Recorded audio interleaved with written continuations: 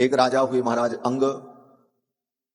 अंग बड़े धर्मात्मा थे, लेकिन उनका बेटा बेन बड़ा नास्तिक था। महाराज अंग जितने धर्मात्मा, वैसे उनका बेटा विपरीत नास्तिक। यह भी भगवान की लीला है। कोई बहुत धर्मात्मा हो, उसका बेटा भी धर्मात्मा हो, कोई जरूरी नहीं, क्योंकि हर जीवों के कर्म भिन्न भिन्न है। और कोई बहुत बड़ा नास्तिक हो तो उसका बेटा भी नास्तिक होगा, कोई जरूरी नहीं, वो धर्मात्मा भी हो सकता। और दोनों के उदाहरण, हिरण्यकश्यपु इतना दुर्दांत, और हिरण्यकश्यपु के पुत्र प्रहलाद भगवान के परम भक्त, और राजा अंग इतने धर्मात्मा, और उनका बेटा बेन इतना बड़ा पापी। ये तो सब जीवों के कर्म की गति है, अपने अपने कर्म के अनुसार जीव पैदा हुए हैं। इसलिए कोई निश्चित मानक नहीं है कि धर्मात्मा का पुत्र धर्मात्मा ही होगा, कुछ भी हो सकता है। किसी के जन्म के किसी कर्म के कारण उसके साथ क्या स्थिति होगी, ये तो भगवान ही जानते। महाराज अंग के पुत्र बेन हुए। बेन के पापाचरण को देख करके महाराज अंग को बड़ा दुख हुआ। एक दिन महाराज अंग बिना बताए अपना राज्य छोड़ करके चले गए। जाते जाते उन्होंने कहा, मेरा बेटा नालायक हो गया, बहुत अच्छा ही हुआ। इसको भी मैं भगवान की कृपा मानता हूं। कदपत्यम वरम मन्ने, मेरा पुत्र कुपुत्र हो गया, इसको भी मैं अच्छा ही मानता हूं। ये सोच है, सकारात्मक सोच। महाराज अंग कहना चाहते हैं, उनकी दृष्टि है कि मेरा बेटा नास्तिक हो गया, नालायक हो गया, यह भी भगवान की कृपा है। इसमें क्या भगवान की कृपा है? महाराज अंग कहते हैं, अगर मेरा बेटा लायक होता, बहुत अच्छा होता, तो बेटे में मेरा मोह हो जाता।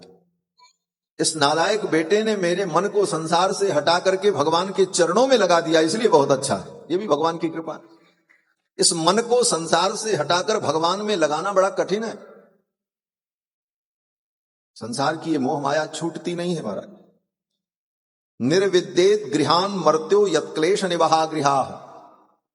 ये संसार की आसक्ति छूटती नहीं है, लेकिन मेरे बेटे ने मेरे मन को संसार से हटा करके भगवान के चरणों में लगा दिया।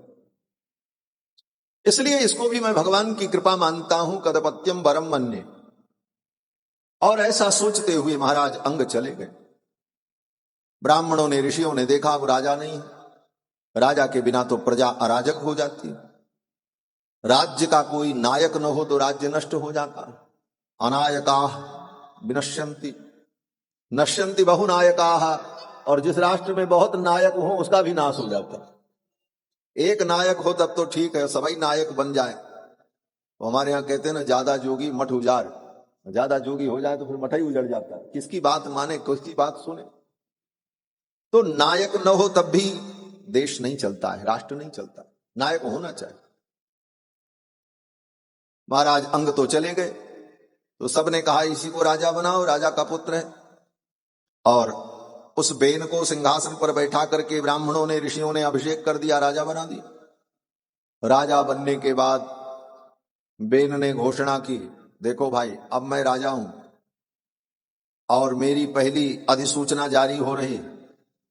राजा बनते ही उसने पहला अध्यादेश जारी किया। क्या आदेश? बोले, न यष्टव्यम न दातव्यम न होतव्यम द्विजा क्वचित। अब मेरे राष्ट्र में जो मैं कहूंगा वो कानून होगा। और मैं कह रहा हूं, न यष्टव्यम न दातव्यम, न कोई दान करेगा, न यज्ञ करेगा, न होतव्यम, न कोई हवन करेगा, द्विजा क्वचित। इति निवारयत् धर्मम भेरी घोषेण सर्वसा। भेरी बजवा करके, नगाड़ा बजवा करके बेन ने घोषणा की, मेरे राज्य में ये सब बंद किया जाए। अब तो महाराज सभी ब्राह्मणों ने, ऋषियों ने राजा बेन से कहा, महाराज ऐसा मत करो। सनातन से जो परंपरा चली आई है, यज्ञ यागादि कर्म, इसको बंद कराना अनुचित है। ये सब धर्म कर्म बंद हो जाएंगे तो सब कुछ नष्ट हो जाएगा। बहुत समझाने का प्रयास किया, लेकिन राजा बेन को समझ में नहीं आया। बेन ने कहा मैं जो कह रहा हूं यही होगा। ब्राह्मणों ने कहा यस्य राष्ट्रे पुरे चैव भगवान यज्ञ पुरुषः, जिस राजा के राज्य में भगवान यज्ञ पुरुष की इज्जते स्वेन धर्मेण जनैर वर्णाश्रमादिभिः, जिस राजा के राज्य में वर्णाश्रम धर्म का पालन करते हुए प्रजा के लोग भगवान यज्ञ पुरुष का आराधन करते हैं, उस राजा के राज्य में सदा समृद्धि बनी रहती, उस राजा के राज्य में सब कुछ अच्छा होता है, दिव्य होता है। ये सब ब्राह्मणों ने कहा, लेकिन वो राजा बेन नहीं माना। वर्णाश्रम धर्म के अनुकूल जब प्रजा अपने अपने स्वधर्म के द्वारा भगवान की आराधना करती है, तभी राष्ट्र में राज्य में सुख होता है और प्रजा को सुख मिलता है। आज वर्णाश्रम की बात की जाए तो तथाकथित समाज सुधारक लोग सिर नोच लेंगे। महाराज ये क्या बात करते हैं, आप तो मनुवादी हैं। लेकिन बंधुओं विचार करना, वर्णाश्रम धर्म ही सनातन धर्म है। सनातन धर्म अलग कुछ नहीं, वर्णाश्रम धर्म ही सनातन धर्म है। और अपने अपने वर्ण के अनुकूल अपने अपने धर्म का पालन करना, यही सनातन धर्म। जिसका जो वर्ण है उस वर्ण के लिए शास्त्र में विहित जो धर्म है, जो कर्तव्य है, उसका अनुष्ठान करना और उसी के अनुकूल भगवान की आराधना करना। स्वकर्मणा तमभ्यर्च, अपने कर्म के द्वारा भगवान की आराधना करना, यही सनातन धर्म है। और इसी के द्वारा सुख और समृद्धि की प्राप्ति होती। ऋषियों ने समझाया, लेकिन राजा बेन को समझ में नहीं आया। बेन ने उल्टे उन्हीं को डांटना शुरू कर दिया। अरे तुम लोगों के पास बुद्धि नहीं। बालिशा बतयूयम में अधर्मे धर्म मानिनः, आप सब लोग अभी बाल बुद्धि हो, अधर्म को ही आपने धर्म मान लिया है। लोगों ने कहा अधर्म को धर्म। राजा बेन ने कहा किन भगवान की पूजा करोगे, किस भगवान की आराधना करोगे? तुम्हारा भगवान तो मैं हूं, मेरे द्वारा तुम्हारा संरक्षण होता है, भरण पोषण होता है, और मुझे छोड़कर किस भगवान की आराधना करोगे? तुम्हारी ये भक्ति, तुम्हारी ये पूजा तो उसी प्रकार है जैसे कोई स्त्री अपने पति को छोड़ करके पर पुरुष की भक्ति करे। जो पति उसका भरण पोषण करता है उसकी भक्ति न करे और किसी दूसरे की करे। ये वृत्तिदम पतिम हित्वा जारम पति उपासते, जार पति की उपासना करे। इसलिए तुम्हारे लिए ही धर्म है, मेरी आराधना करो, मैं ही भगवान। बलिम च मह्यम हरत मत्तोन्यः कोय भुक्पुमान कोग्र भुक्पुमान। राजा बेन ने कहा ये जो बलि पूजा सब देते हो सब मुझे दो। राजा बेन ने कहा आप सब लोग अभी बालक, आपकी बुद्धि बालकों जैसी। मुझ स्वामी को छोड़कर किसकी भक्ति करते हो? मैं तुम्हारा स्वामी हूं, मेरी भक्ति करो। ये पूजा पाठ बलि जो समर्पण करते हो ये सब मुझे प्रदान करो, मैं ही इसका भोगता हूं। इस प्रकार जब राजा ने कहा बेन ने, तो उन ब्राह्मणों को, ऋषियों को बड़ा क्रोध आया। और उन ब्राह्मणों ने, ऋषियों ने हुंकार किया और उसे डांटा। इत्थम व्यवसिता हंतुम ऋषयोरूढ़मन्यवः। उन महर्षियों को क्रोध आया और उन्होंने हुंकार किया, और उसका परिणाम बोले राजा बेन अपने सिंहासन से नीचे गिर पड़ा और तत्क्षण उसकी मृत्यु हो गई, मर गया। निजग्नुन हुंकृतैर्वेनम हतम अच्युत निंदया। भगवान अच्युत की निंदा करने के कारण वो सिंहासन से नीचे गिरा और उसकी मृत्यु हो गई। राजा बेन जब मर गया तो ऋषियों ने विचार किया आप किसको राजा बनावें, इसका तो कोई बेटा भी नहीं। तो ऋषियों ने राजा बेन के शरीर का मंथन किया। राजा बेन की जंघाओं पर मंथन काष्ठ को रखकर ऋषियों ने जब मंथन किया तो राजा बेन की जंघा से एक काले रंग का पुरुष प्रकट हुआ, छोटा सा। काक कृष्णोति हरस्वांगो ह्रस्व बाहुर महाहनु। छोटा सा, उसके छोटे छोटे हाथ, बड़ी सी नाक, छोटी छोटी आंख, काले रंग का। वो पुरुष जो प्रकट हुआ उसने ऋषियों को प्रणाम किया। ऋषियों ने कहा निषीद बैठ जाओ। निषीद कहने पर वो बैठ गया। तो ऋषियों ने कहा तुम्हारा नाम आज से निषाद होगा। निषीदेत्यब्रुवस्तात निषादस्ततो भवत्। तुम्हारा नाम निषाद होगा। और वही निषादों के आदि पुरुष हुए। ऋषियों ने उस पुरुष को जंगल का राज्य सौंप दिया और उसे जंगल का राजा बना दिया। फिर ऋषियों ने विचार किया नगर के लिए किसको राजा बनाए, नगर का राजा कौन है। तो फिर राजा बेन की भुजाओं का मंथन किया। राजा बेन की भुजाओं पर मंथन काष्ठ को रखकर ऋषियों ने जब मंथन किया तो राजा बेन की भुजा से एक पुरुष और एक स्त्री का प्रादुर्भाव हुआ। बाहुभ्याम मध्यमानाभ्याम मिथुनम समपद्यत। भुजाओं का मंथन करने पर एक मिथुन प्रकट हुआ, एक जोड़ा प्रकट हुआ, एक पुरुष एक स्त्री। ये पुरुष कौन, ये स्त्री कौन? तो श्री मैत्रेय जी महाराज वर्णन करते हैं कि वो पुरुष कोई और नहीं, परम पुरुष भगवान नारायण ही राजा बेन की भुजा से प्रकट हुए और इनका नाम पृथु हुआ है। भगवान पृथु का प्रादुर्भाव हुआ। बोलो श्री पृथु भगवान की जय। भगवान पृथु प्रकट हुए अपनी पत्नी अर्ची देवी के साथ। भगवान की भुवन पालिनी कला का प्रादुर्भाव हुआ।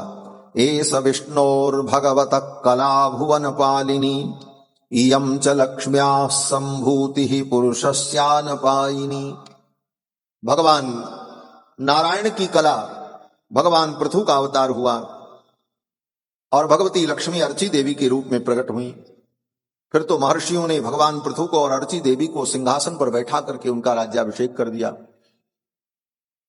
ऋषियों ने देखा उनके कर कमल में और चरण कमल में अनेक प्रकार के दिव्य चिन्ह थे, लक्षण थे।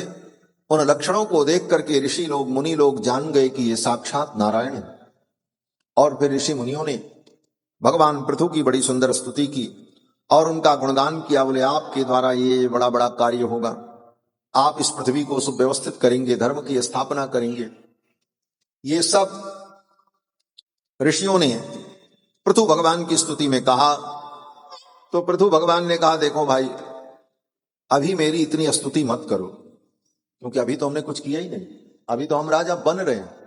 राजा बनने के बाद ये सारा कार्य मेरे द्वारा संपादित हो तब आप मेरी स्तुति करोगे तो ये स्तुति सार्थक होगी, और कहीं ये सारे कार्य मेरे द्वारा नहीं हुए तब तो ये तुम्हारी सब स्तुति निरर्थक हो जाएगी। ऐसा भगवान ने कहा। ऋषि मुनियों ने भगवान की स्तुति की। अब महाराज पृथु जब राजा हो गए, प्रजा में अकाल पड़ गया, लोग भूखों मर रहे थे। पृथ्वी ने अपने सारे वैभव को अपने अंदर अंतर्हित कर लिया था। प्रजा के दुख को देखकर महाराज पृथु ने अपने मंत्रियों से पूछा ये लोग दुखी क्यों हैं।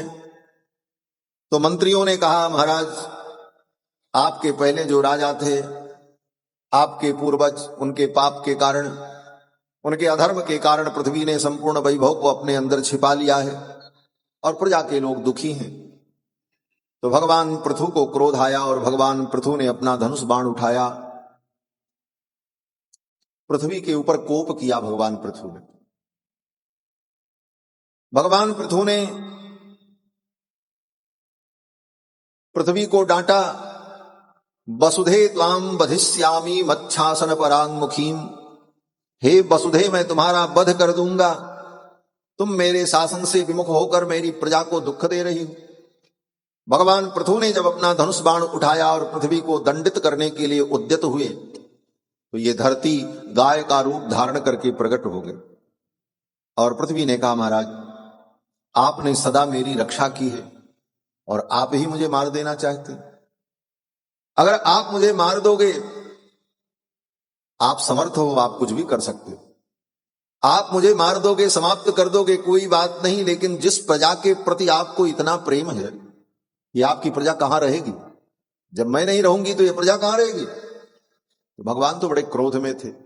पृथु भगवान ने कहा आत्मयोग बलेनाहम धारयिष्याम्यहम प्रजाः, आत्मयोग बलेने माम, अपने आत्मयोग के द्वारा इस प्रजा को मैं धारण कर लूंगा, लेकिन आज मैं तुम्हें दंडित करूंगा। भगवान बड़े क्रोध में थे। पृथ्वी देवी ने कहा महाराज ऐसा कुछ करने की आवश्यकता नहीं है, आपकी प्रजा को जो जो चाहिए मैं देने को तैयार हूं, मैं गाय बनकर के प्रकट हूं, मेरा दोहन कर। फिर तो भगवान पृथु ने अपनी प्रजा को आदेश दिया और अपने अपने मन के अनुकूल पदार्थों का संपूर्ण प्रजा ने दोहन किया। देवता, ऋषि, मुनि, राक्षस, गंधर्व, किन्नर, पितर सब आए, मनुष्य सब ने अपने अपने मन के अनुकूल पदार्थों का भूदेवी के पयोधर से दोहन किया और प्रजा के लोग सुखी हो गए। इस प्रकार पृथु भगवान ने अपनी प्रजा को सुखी किया है। पृथु भगवान ने इस धरती को समतल किया। ये पृथ्वी पहले बड़ी उबड़ खाबड़ थी, कहीं बहुत बड़े बड़े ऊंचे ऊंचे टीले, पर्वत, पहाड़, गड्ढे। तो पृथु भगवान ने इसको समतल किया। पृथु ने इसको समतल किया, इसीलिए इसका नाम पृथ्वी पड़ा। धरती का एक नाम पृथ्वी इसीलिए है कि पृथु जी ने इसको समतल किया, बराबर किया। ये भगवान के अवतार है और भगवत अवतार होते हुए भी भगवान के परम भक्त भी। पृथु जी में भगवान का तब तक आवेश था जब तक ये सब कार्य करना था। फिर तो पृथु जी महाराज भगवान के परम भक्त हैं और अनेक यज्ञ के द्वारा पृथु जी ने यज्ञ पुरुष भगवान की आराधना की। अनेक यज्ञ किया आपने। इनके अश्वमेध यज्ञ के अश्व को इंद्र चुरा ले गए। फिर तो इनके पुत्रों ने जाकर के अश्व को छुड़ाया, लेकर के आए। बाद में फिर इंद्र अश्व को चुरा ले गए। दोबारा तो उसकी रस्सी के सहित, यूप के सहित ही अश्व को गायब कर दिया। पृथु भगवान को बड़ा क्रोध आया। इंद्र को दंडित करने के लिए इंद्र का ही आवाहन किया जाए घोड़े के सहित और कुंड में आहुति दे दी जाए। फिर तो भगवान श्री हरि प्रकट हुए और भगवान हरि ने समझाया, राजन ये यज्ञ जो तुम कर रहे हो, इस यज्ञ का उद्देश्य क्या है? पृथु जी ने कहा आपकी प्रीति, आपके चरणों की भक्ति। तो भगवान ने कहा फिर ये 100 यज्ञ का आग्रह क्यों?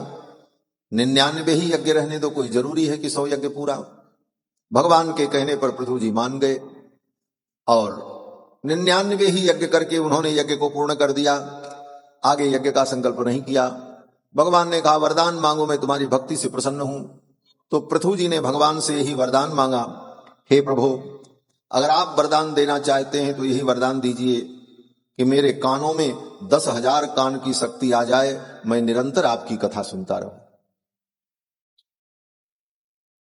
पृथु जी ने भगवान से राज्य, समृद्धि, पद, प्रतिष्ठा नहीं मांगी। पृथु जी ने भगवान से यही मांगा कि महत्तमांतर हृदयान्मुखच्युतो विधत स्वकर्णायुत शमे वरः। हे भगवान यही आप वरदान दीजिए कि मेरे कानों में 10,000 कान की शक्ति आ जाए और मैं निरंतर आपकी कथा सुनता रहूं, आपका मैं स्मरण करता रहूं।